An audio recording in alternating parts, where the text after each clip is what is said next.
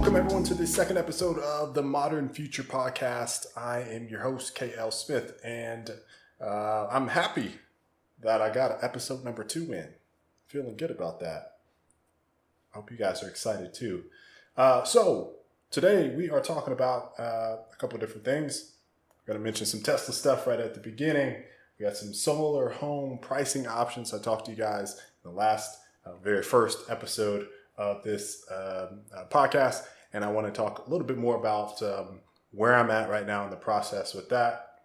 Also going to talk about some stocks, specifically cryptocurrency, and I'm going to end it with some sneaker game discussion today. And without further ado, let's hop right in. So I am very excited to see, not too long ago, that Austin, Texas will be the home of the Tesla Gigafactory that will be pumping out the Cybertruck. Now, this hits home for me, and the reason I wanted to talk about it, it's like almost 2 weeks later, because one, I mentioned it on the blog, but also that I lived in Austin, Texas for almost 4 years of my life. It was the transformative years when you actually become a big boy adult. And, I had my first daughter in Austin, Texas. I really, really enjoyed it, got involved in the video game industry there. So that was just everything that happened that kind of set me on the path to where I'm at right now is a direct result of my experience in Austin, Texas with my wife. And seeing the Gigafactory, Tesla choosing that as a location just was like a big plus up for me personally, because I feel like I'm from Austin, right? Like I didn't grow up there, but I moved there and I just absolutely fell in love with the area. And I think that this is a big win for just Austin in general. If you live in Austin or you know about the culture there, it is a very eccentric, eclectic group of individuals that have made something just truly special. And at the time that I was there, it was already growing quite substantially to the point where, I looked at where we lived right now, and the cost of living has gone up quite substantially. And at the time, at least in the video game sector that I was in, people were calling this like the mini Silicon Valley, because a lot of people from California were moving to Austin, Texas. The cost of living was substantially cheaper than California, Silicon Valley, LA, San Francisco area, Bay Area. And there was just this big wave of Californians, and it continues to happen right now, that are moving to Texas, and specifically around the Austin area. The food is fantastic. The people are mostly good, although, if you talk to some homegrown Austinites, they might tell you they're not feeling all the new people moving in.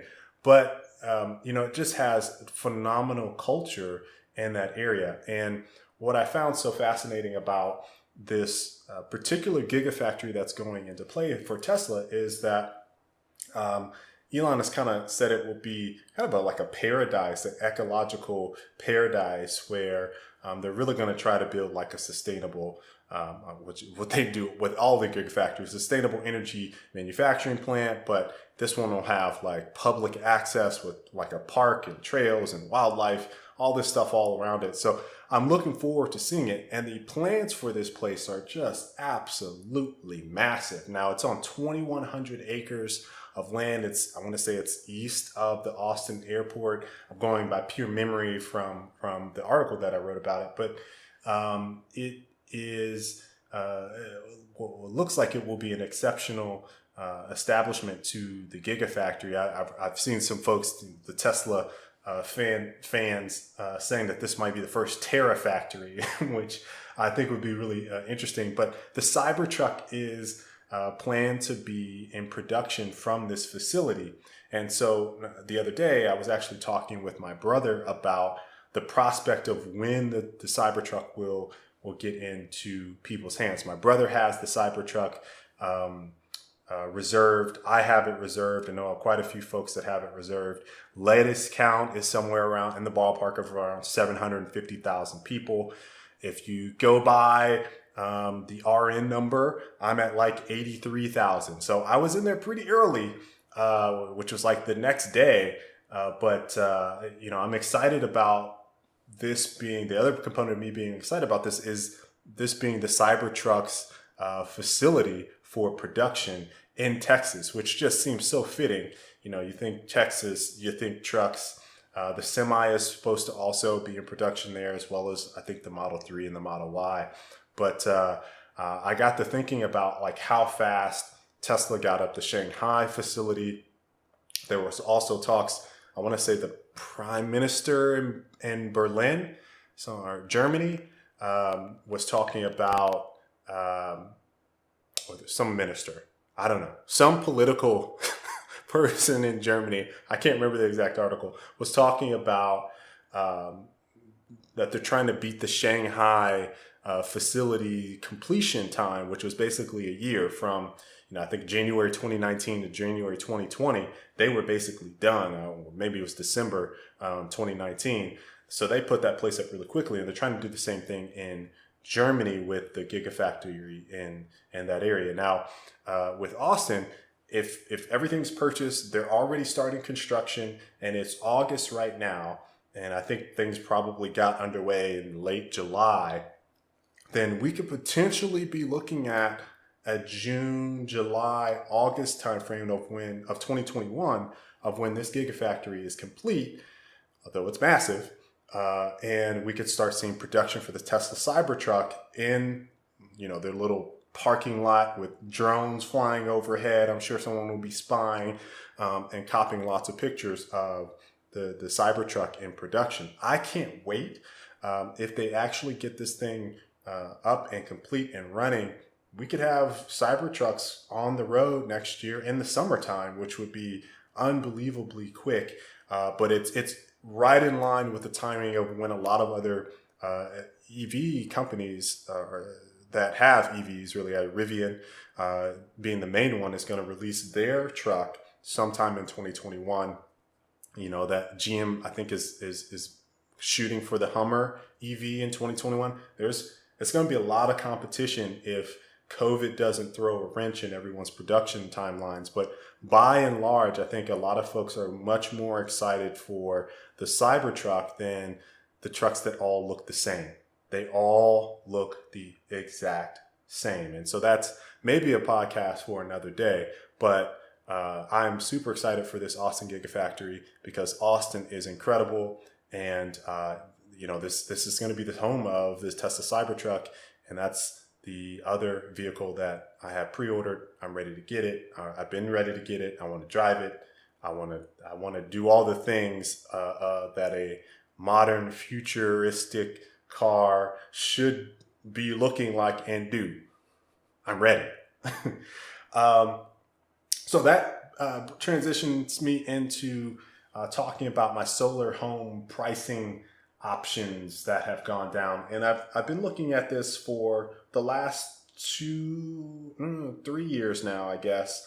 Been looking at solar, and there's two companies that I've been talking to. One company I've been talking to for a while, and one more recently, which has been maybe in June, I started a conversation with a company called 8M in my area. And the other one I've been talking with is NC Solar Now. And I was talking with NC Solar Now initially just because I read a little bit about them and just wanted them to give me some pricing options. And I've just been in touch with them on and off for a while.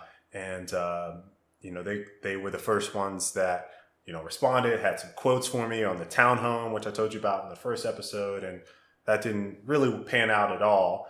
But now things are looking very good. My wife and I are going to basically start the process of contacting our HOA, telling them, hey, we're going to add solar on our house, and that's what we're going to do. And so I'm pretty excited about that. There's a couple of folks in my neighborhood that have solar. I want to say at least 4 houses that I've seen have solar. I don't know, who they use, but I just kind of asked some folks I work with and got some opinions. And most of them have referred 8M. And so when we talk about, the pricing, they typically try to look at how many kilowatt hours that you produce currently with your existing bill. And I'm at about 1450 or so so far in about a year that we've lived in this place. And so NC Solar Now didn't actually ask that question specifically with the sales rep or whoever that I talked to. They asked what my bill was. And so I told them what my bill was, and then they priced me according to that. So I don't necessarily know if they are intentionally not asking me about the kilowatt hours or didn't know, which could affect the price. But either way, I'm determining whether or not I want to play games with either of them and go back and forth on price, because it is a pretty substantial difference. So 8M, we'll talk about them. When I called them, super informative, gave me a lot of great information that NC Solar Now did not do, especially about the town of Apex and explaining the net metering rules and laws that went into effect in late 2019 and how that worked. I think I briefly explained this in the first episode. Basically, however much power I produce, I think I gave this example. Let's say my bill with Apex, which is where I live, they do all utilities. They do your power, they do your water and your sewer. They actually don't do gas. Gas is through Dominion.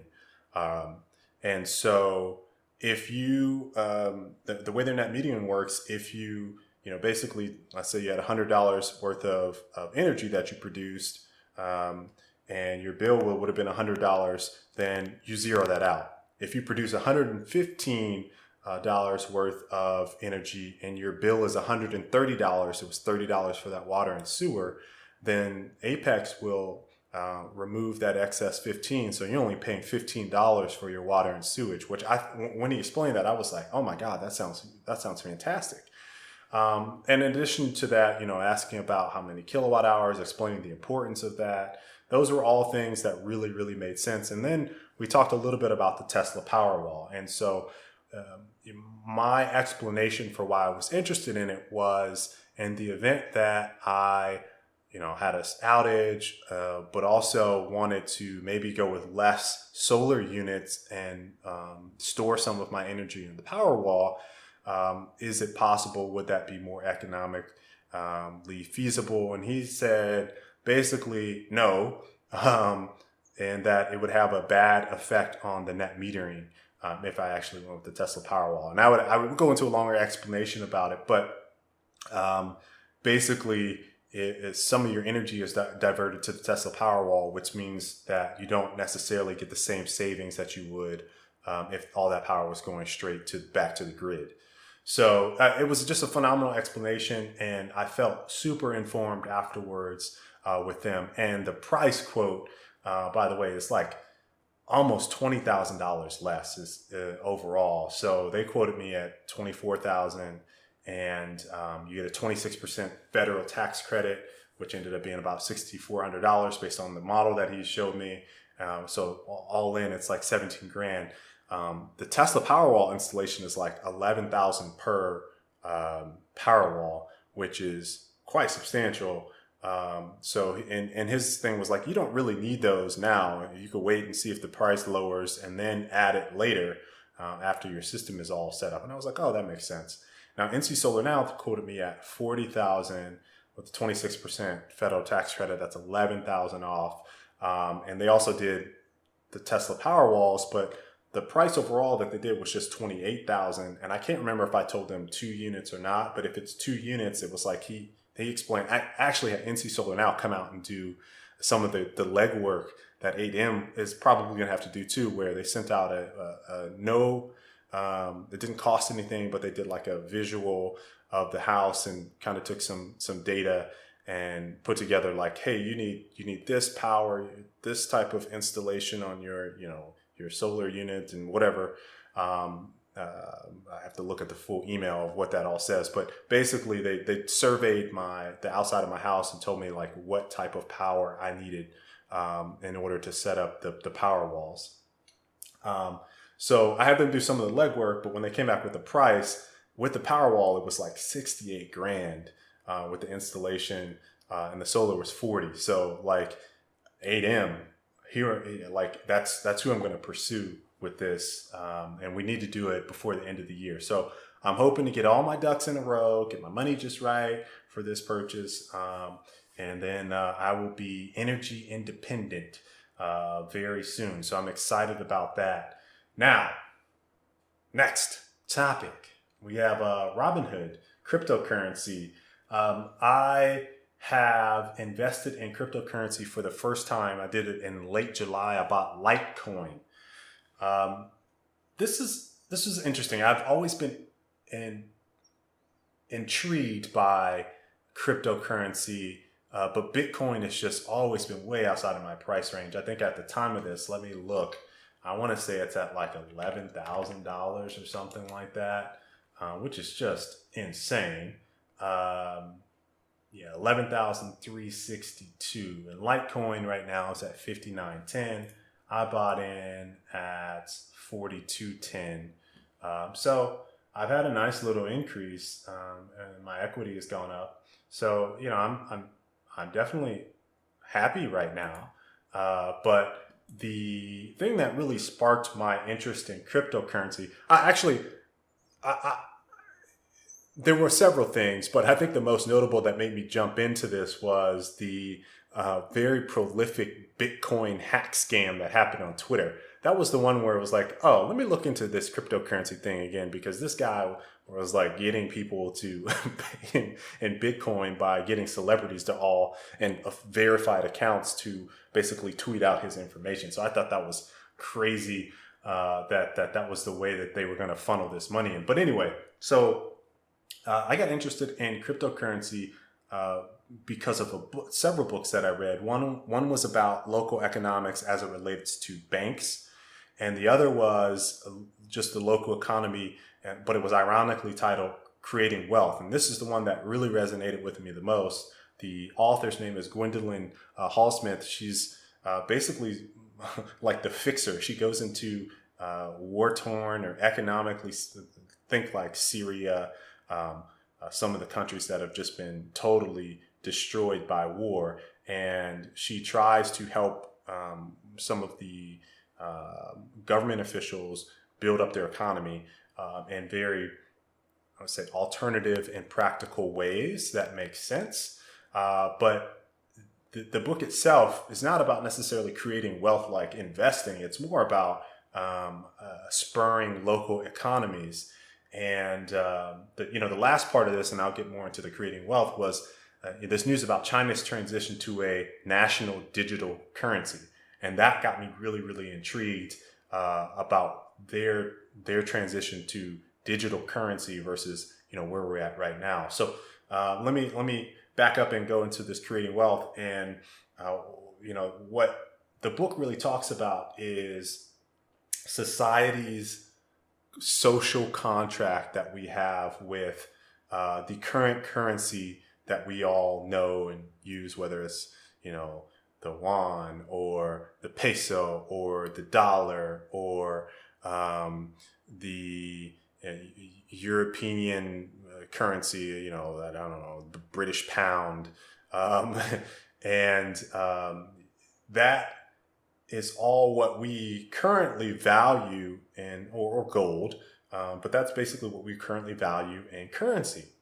Now, what she portrayed was several instances and the benefits of alternative currencies that people have used in the past and are currently using. Some of them are time-based. Some of them are like loyalty rewards, like frequent flyer miles. And I never really thought about that as a currency, but you can use your rewards for some of that stuff on various things. And everyone has bought into that. Or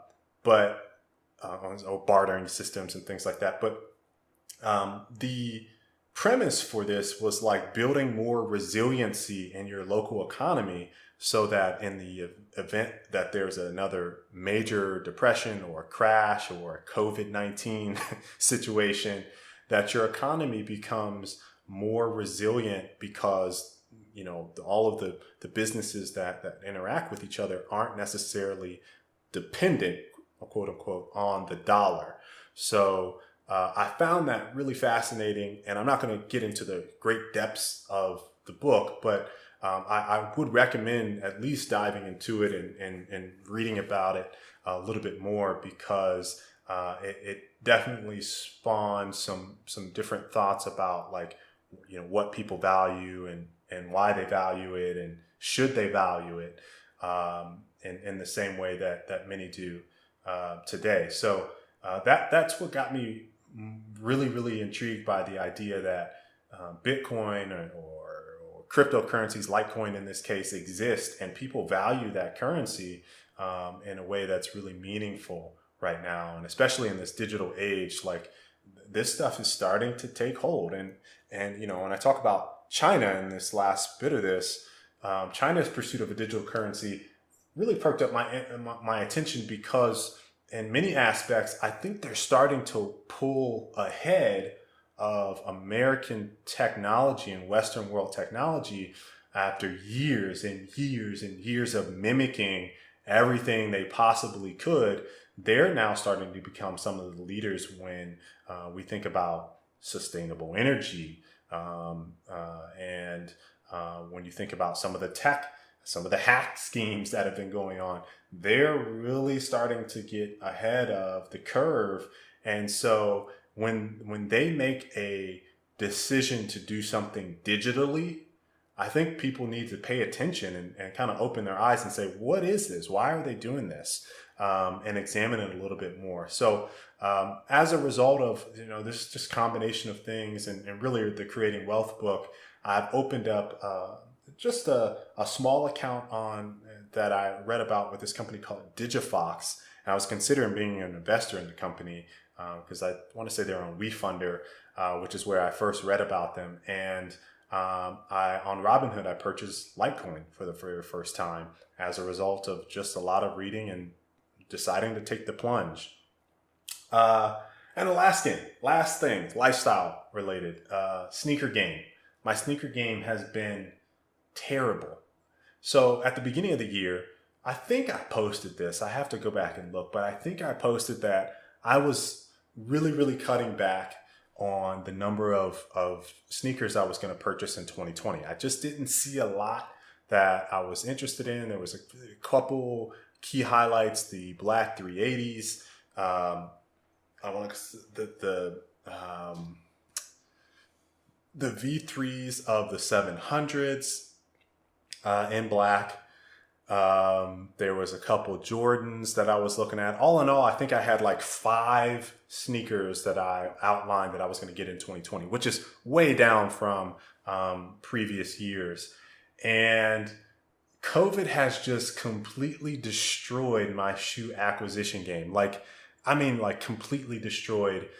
So every single shoe that I have potentially want, I would have to get on StockX, which I don't really like buying from StockX too much. I like getting it at a cheaper price than the StockX price. And I've only ordered a couple shoes from StockX ever.